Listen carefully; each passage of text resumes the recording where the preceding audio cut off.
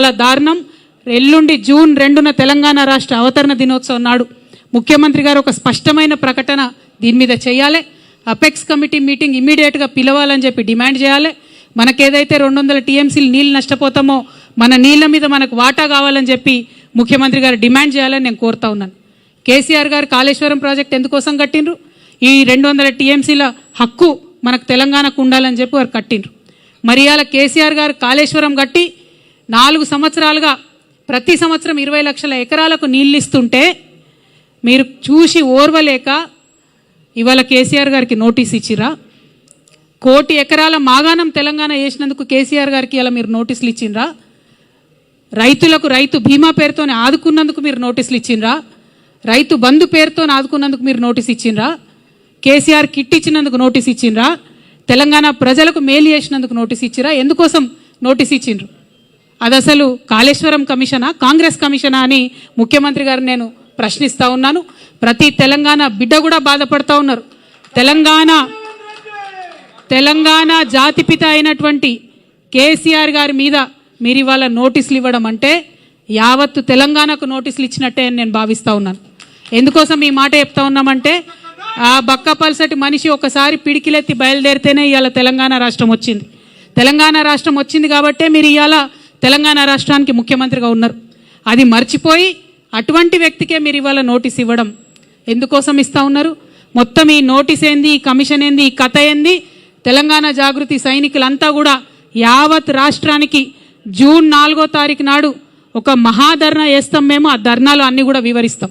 మీ కుట్ర ఏంది, కాళేశ్వరం ఏంది, ఇవన్నీ కూడా వివరిస్తాం. జూన్ 4వ తారీఖు నాడు ఒక మహాధర్నా చేపట్టబోతా ఉన్నాం ఇందిరా పార్క్ దగ్గర తెలంగాణ జాగృతి తరఫున. ఖచ్చితంగా అక్కడ మొత్తం కూడా మీరు ఎట్లా గుత్తేదారులకు వంతబాడుతున్నారు, ఎట్లా తెలంగాణ రైతాంగాన్ని ఎండబెడుతున్నారు, ఎందుకోసం కాళేశ్వరం ప్రాజెక్టు మీరు వాడతలేరు, ఎందుకు నిర్వీర్యం చేస్తున్నారు, ఈ అంశాలన్నీ కూడా తెలంగాణ ప్రజల ముందు బట్టబయలు చేస్తామని చెప్పి ఈ సందర్భంగా మేము తెలియజేస్తూ ఉన్నాం. అదేవిధంగా మీకు తెలుసు తెలంగాణ జాగృతి అనేక కార్యక్రమాలు చేసుకుంటూ వచ్చింది. బీసీ బిల్లు కోసం గత సంవత్సరంన్నరగా మేము పోరాటం చేస్తూ ఉన్నాం. కానీ నిన్ననే ముఖ్యమంత్రి గారు వెళ్ళి మోడీ గారిని కలిసినారు, దేశ ప్రధానమంత్రిని. అనేక ప్రాజెక్టుల గురించి మాట్లాడినారు కానీ బీసీ బిల్లు గురించి మాట్లాడలేదు. ఇవాళ బీసీ బిల్లు ఈ రాష్ట్రంలో పెట్టించగలిగినామంటే 1 కాదు 2 బిల్లులు పెట్టించినామంటే దాంట్లో తెలంగాణ జాగృతి యూపీఎఫ్ పాత్ర ఉందన్న విషయాన్ని తెలంగాణ బీసీ బిడ్డలు ఎప్పుడు కూడా విస్మరించారని చెప్పి సందర్భంగా నేను గుర్తు చేస్తూ, మీరు మర్చిపోవచ్చుగాక కానీ మేము మర్చిపోలేదు. బీజేపీ వాళ్ళకి హెచ్చరిక చేస్తూ ఉన్నాం, మీరు బీసీ బిల్లును డీప్ ఫ్రిడ్జ్లో పెట్టే ప్రయత్నం చేస్తే కొన్ని రోజుల తర్వాత మళ్ళా జాగృతి కార్యాచరణ తీసుకుంటుంది. ఖచ్చితంగా కేంద్రానికి సెగదలిగే విధంగా రైల్ రోకా లాంటి కార్యక్రమాలను కూడా తీసుకొని పెద్ద ఎత్తున ముందుకెళ్తామని చెప్పి బీసీలకు 42% రిజర్వేషన్లు లోకల్ బాడీ ఎన్నికలు పెట్టే లోపలనే తెలంగాణ జాగృతి తరఫున పోరాటం చేసి సాధించుకుంటామని కూడా ఈ సందర్భంగా తెలియజేస్తూ ఉన్నాం. అట్లానే తెలంగాణ మహిళలకు మీరు ప్రామిస్ చేసినటువంటి 2500 రూపాయలు ఏదైతే ఉందో అది సాధించే వరకు కూడా తెలంగాణ జాగృతి విశ్రమించకుండా కూడా పోరాటం చేస్తుందని ఈ సందర్భంగా తెలియజేస్తున్నాం. తెలంగాణ స్టూడెంట్స్కి ఆడపిల్లలకు ముఖ్యంగా మీరు ఇస్తామన్న స్కూటీలు ఇవ్వకుండా చేస్తున్నటువంటి మోసాన్ని కూడా ఖచ్చితంగా ప్రతి కాలేజ్కు ప్రతి విద్యార్థి దగ్గరికి తెలంగాణ జాగృతి విద్యార్థి విభాగం నుంచి వెళ్ళి పోరాటం చేసి సాధించుకుంటామని కూడా ఈ సందర్భంగా తెలియజేస్తూ ఉన్నాం. తెలంగాణ జాగృతి నుండి మైనారిటీ హక్కుల కోసం కూడా పెద్ద ఎత్తున ఉద్యమం చేస్తాం. ఎన్నడూ లేని విధంగా తెలంగాణ జాగృతిలో మైనారిటీ ముస్లిం విభాగాన్ని, మైనారిటీ క్రిస్టియన్ విభాగాన్ని, మైనారిటీ సిక్ విభాగాన్ని కూడా ప్రారంభించి మైనారిటీ సమస్యలపైన పెద్ద ఎత్తున పోరాటం చేస్తామని కూడా ఈ సందర్భంగా తెలియజేస్తూ ఉన్నాం. అట్లానే మన బంజారాల కోసం, ఆదివాసీల కోసం ఎస్టీ విభాగాన్ని ఏర్పాటు చేసుకుంటున్నాం. మేము గత 13 ఏళ్ల కింద తెలంగాణ జాగృతి నుంచి ఉద్యమించి పోరాటం చేస్తేనే ఇవాళ అసెంబ్లీలో అంబేద్కర్ బొమ్మ అక్కడ నిలబడి ఉన్నది. తెలంగాణ జాగృతికి దళిత బిడ్డలకు చాలా అవినాభావ సంబంధం ఉన్నది.